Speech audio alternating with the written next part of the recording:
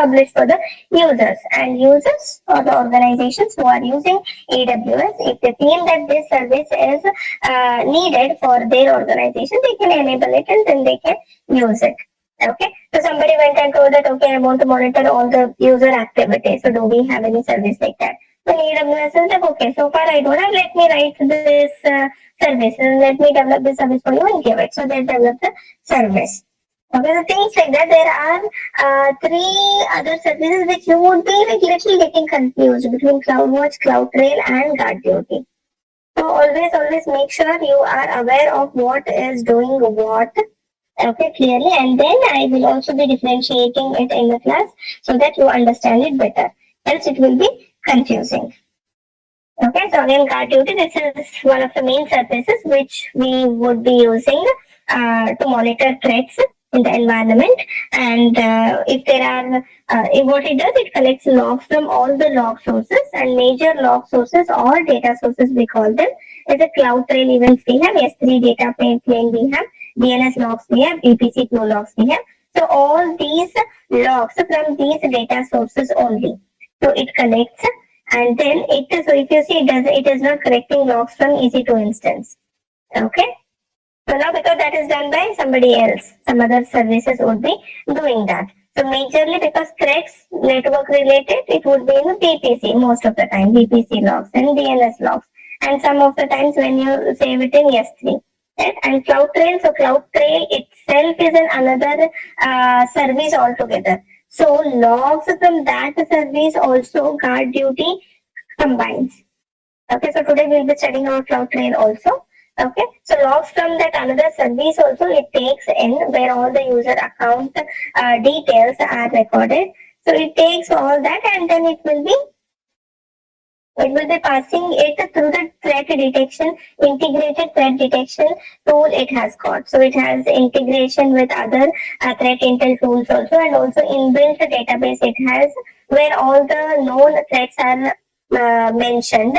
And once all these logs are collected by GuardDuty, it will pass these logs through the threat detection system, and also there is an anomaly system which is written using machine learning. So where like it keeps track of the activities of users. So where, okay, so one user is daily logging in at 7 a.m. and suddenly the user starts logging in at 4 a.m.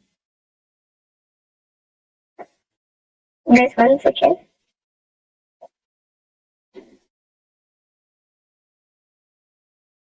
Okay, so machine learning they have included, and then what they do, they try to pass in the logs from all these data sources onto that anomaly detection system, onto the threat detection system. So these both are integrated in GuardDuty. Okay, so it passes through and then it generates something called as findings. The findings kind of you can consider that as alerts. Okay, so where it will say that, okay, it will mark a finding as high, a finding as medium, a finding as low. If it is highly critical, then it marks the finding as high.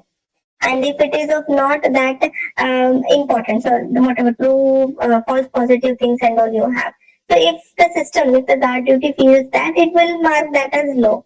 And medium when it is not too high, not too low, so it marks that as a medium.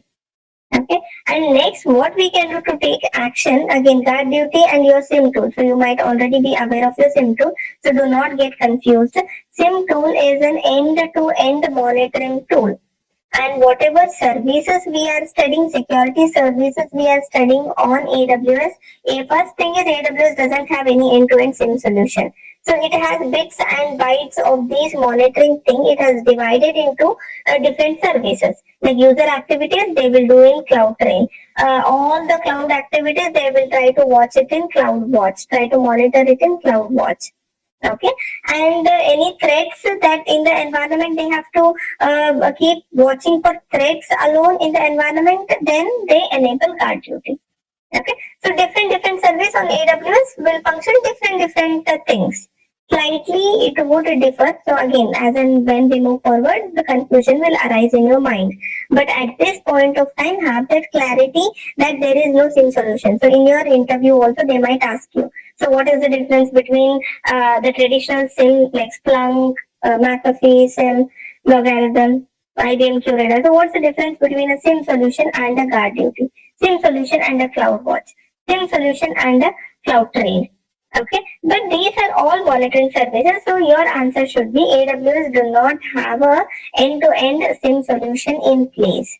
However, there are some monitoring solutions or monitoring services that are security services that are built and published by AWS, like GuardDuty, CloudTrail, CloudWatch, okay, Security Hub, which do their respective work, okay, and then these logs can also be integrated with a SIM solution for further analysis. Okay, so if you say this, you clear your interview. And to avoid your confusion, so what your SIM solution does? Your SIM solution does end-to-end things. So it will collect the logs, and to store the logs also, it will index, it will parse, right? So it will correlate, it will modify all the raw logs, and it will structure the logs and store it. So in McAfee SIM, the storage might be different, the indexing might be different. But moral of the story is yes. So whatever raw logs we get from the data sources, all those raw logs are processed into a proper format. Okay, all indexing is applied, parsing is applied, correlation rules are applied. So everything is applied, and then in a structured format, all the logs like source IP address, destination IP address, port IP address, right? So all these details and other details. So all these details are recorded for each and every log, and then they are stored differently. And when they are stored, you yourself can search through those logs. Okay, and when you write a correlation rules, it will also alert you. There will be alerts. Like most of you, if you are working as a security analyst, you would be knowing. Right? So there will be alerts in the system. So you need to pick up each alert, and then you will have to work on them. And clicking on that alert, you will be getting all the details related to that alert. So if it is an failed login, right? So what is an event ID for that? What is the username for that? And how many times it has been failed to log in? So things like that will be done. And then what you do, you take that log and then you do further analysis. So what is that IP address? If it is trying to contact some IP address which is not your organization IP address, so which is a public IP address, then you check the reputation of that IP address. Then there are some SOP documents. You follow those documents. You raise an incident to the team, or you forward it to your L2, or if you're L2, you do further analysis. Then you deal with the team. Okay, so if you have to isolate the system, then you talk to network team. And if you see that some privileges are missing or something is happening with related to user account details, then you will talk to your AD team, right? And then some user account is being logged, so you will check with AD team for further details, or you try to ping them. So this is the overall process that you follow in your general SOC analyst role when you are working on a specific tool called SIM. Okay, but now on AWS, all this is not done. So all the raw logs, they are just stored in the raw format. Okay, so not all the logs will be passed, not all the logs will be indexed. So you cannot write correlation rules here. Just a basic filtering, you can do it. So filter depending on the attribute. So that I'll show in the demo. Okay, so you can just filter it out, but however, you do not have full-fledged capabilities like your SIM. Okay, and the SIM, it tries to monitor for each and every types of alerts. It is just one SIM. The user failing logged also same, and malicious IP address being contacted also same SIM will detect different types of activities throughout your environment. Throughout your infrastructure, it is one SIM solution which will try to, so depending on the correlation rule, it will try to create alerts. So user login failed or command center being called. Right? So all those things it will do on its own SIM solution. But here guard duty, it won't be able to understand, it won't be able to monitor other parts of your environment. It just monitors your data sources. So when I say monitors, it collects logs and then it processes them. Okay, it checks whether checks only for the threats. Okay, so your SIM, it does everything end to end. So here guard duty is only for threat detection. and it generates something called as findings, and those findings you can again push. So those findings you can push into third party tools or push into other AWS services like Security Hub. Okay, Security Hub is nothing but, again, as the name itself indicates, so Security Hub, as the name itself indicates, it is hub which collects all the security related logs. So it collects from GuardDuty, it collects from CloudWatch, it collects from CloudTrail. So all the security services from AWS will push the logs into Security Hub. So from Security Hub, you will be able to integrate into either Lambda function if you want to do some automation, okay, or CloudWatch to again further monitor those logs, right?